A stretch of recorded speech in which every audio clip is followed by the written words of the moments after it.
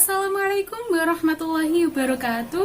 Perkenalkan, nama saya Hesti Indriani dari kelas PGMI 3A, nomor presensi 49 dengan NIM 1262052121165. Di sini saya akan menjelaskan mengenai pemanfaatan alat peraga sebagai media pembelajaran matematika.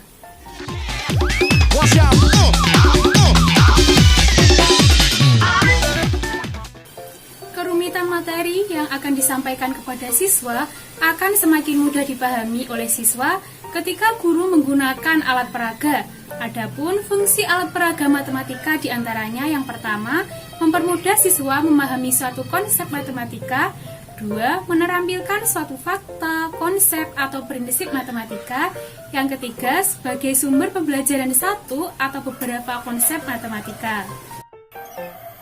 Selanjutnya, mengenai pembelajaran tak bermakna. Seperti yang sering kita lihat, pembelajaran yang terjadi di lapangan tak bermakna, yang artinya guru langsung saja memberikan rumus. Misalnya, rumus luas lingkaran sama dengan pi r kuadrat. Kemudian guru langsung memberikan contoh soal seperti tentukan luas lingkaran yang jari-jarinya 7 cm. Kemudian jawabannya luas sama dengan pi r kuadrat sama dengan 22/7 dikali 7 kuadrat yang hasilnya 154 cm kuadrat. Kemudian guru langsung saja memberikan soal kepada siswa. Adapun akibat pembelajaran tak bermakna yaitu 1. Siswa tidak memahami apa makna dari luas lingkaran. Yang kedua, siswa tidak memahami mengapa rumus lingkaran harus ditulis seperti itu. Kemudian yang ketiga, siswa mudah lupa mengenai rumus lingkaran itu sendiri. Lalu, apa sih pembelajaran matematika bermakna itu? Pembelajaran matematika bermakna di mana ketika siswa dikatakan memahami jika 1. Struktur pengetahuan siswa atau hasil dari proses pembelajaran ditandai oleh terjadinya proses menghubungkan aspek, konsep, informasi atau situasi baru dengan hal-hal yang relevan yang telah ada dalam struktur kognitif siswa. Kemudian yang kedua, struktur materi yang diajarkan menghubungkan konsep pengetahuan yang telah dimiliki siswa dengan konsep baru yang dikemas melalui pembelajaran yang menyenangkan seperti bermain dan bernyanyi. Selanjutnya, mengenai proses konstruksi pengetahuan dalam pembelajaran bermakna, yaitu pendekatan proses belajar di mana seseorang membangun pengetahuan atau konsep secara aktif berdasarkan pengetahuan dan pengalaman yang telah dimiliki dengan menggunakan media pembelajaran yang menarik. Selanjutnya yaitu penjelasan mengenai konsep luas bangun datar. Yang pertama ada persegi panjang. Seperti yang kita lihat pada gambar, persegi kecil sebagai satuan luas yang jumlahnya ada 60 persegi. Sehingga rangkaian persegi tersebut membentuk persegi panjang. Selain siswa diajak menghitung jumlah persegi tersebut, siswa dijelaskan bahwa persegi tersebut dapat dihitung menggunakan sistem perkalian antara persegi kecil dari baris dan kolom, yaitu 12 baris kecil dikalikan 5 kolom baris kecil sama dengan 60 kolom kecil.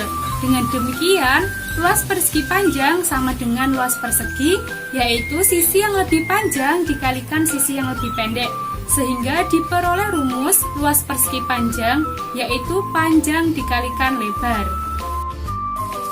Selanjutnya yang kedua ada luas segitiga. Pada gambar tersebut, segitiga dipotong secara horizontal sehingga menjadi dua bagian.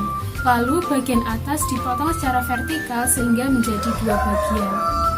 Lalu, dua potongan segitiga yang di atas digabungkan dengan potongan segitiga yang di bawah sehingga membentuk bangun persegi panjang.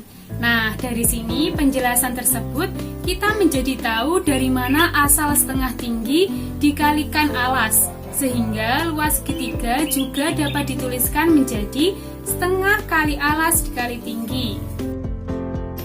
Selanjutnya yang ketiga adalah rumus luas jajaran genjang yang diperoleh dari bentuk segitiga lain. Langkah yang pertama, potong segitiga menjadi dua bagian secara horizontal dan potong segitiga bagian bawah menjadi dua bagian juga secara vertikal. Lalu potong segitiga bagian atas dengan rumus luas segitiga sama dengan alas kali setengah tinggi, kemudian digabungkan pada potongan segitiga bagian bawah sehingga membentuk bangun jajaran genjang. Nah, bangun jajaran genjang ini jika dipotong lagi yang bagian kanan dan digabungkan ke bagian kiri, maka akan membentuk bangun persegi panjang. Dari sini kita menjadi tahu rumus luas jajaran genjang, yaitu alas dikali tinggi. Dari mana asal rumus tersebut? Yaitu potongan segitiga bagian atas yang bernilai setengah tinggi ditambah setengah tinggi segitiga bagian bawah sama dengan menjadi tinggi utuh. Nah, tinggi utuh tersebut dikalikan dengan alas sehingga rumus luas jajaran genjang yaitu alas dikali tinggi. Selanjutnya yang keempat ada luas trapesium. Dari gambar tersebut, bangun trapesium dipotong secara horizontal sehingga menjadi dua bagian. Kemudian, potongan bagian atas dipotong secara vertikal sehingga menjadi dua bagian. Nah, potongan yang kiri atas digabungkan dengan bagian kiri bawah dan bagian kanan atas digabungkan dengan bagian kanan bawah. Nah, potongan tersebut akan membentuk bangun persegi panjang. Lalu, bagaimana dengan luas trapesium tersebut?